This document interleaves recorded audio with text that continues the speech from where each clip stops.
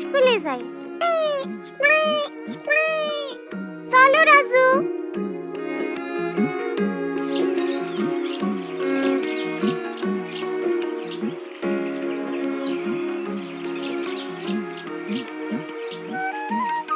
শম্পা, শম্পা, ও মিনা, চলো।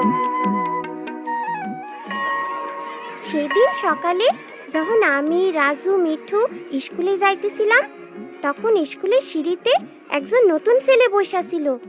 তার আচরণ আমাদের থেকে অন্যরকম মনে হইতেছিল। পরে বুঝলাম এর কারণটা কি।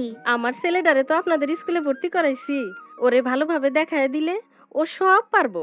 আপনি এটা নিয়ে একদম ভাববেন না আপা, আমি ওর দিকে বিশেষ লক্ষ্য রাখবো।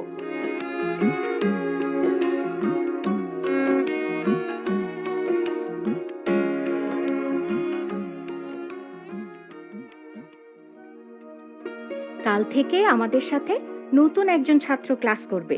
তার নাম অনু। অনু মাঝে মাঝে একটু অন্যরকম আচরণ করতে পারে, কিন্তু আমরা সবাই তার সাথে স্বাভাবিক আচরণ করব। আপা, যারে বাইরে দেখলাম সেই কি পাগল? ও তো একটা বোকা। হ্যাঁ, তোমরা তাকে বাইরে দেখেছো, কিন্তু সে পাগল না। অনুর একটা সমস্যা আছে যাকে বলে অটিজম। এটি মারাত্মক কোনো সমস্যা না।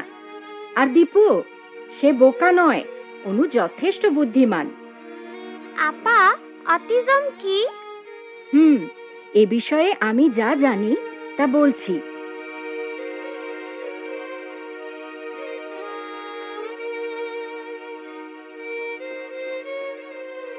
অটিজম হলো মস্তিষ্কের বিকাশজনিত সমস্যা।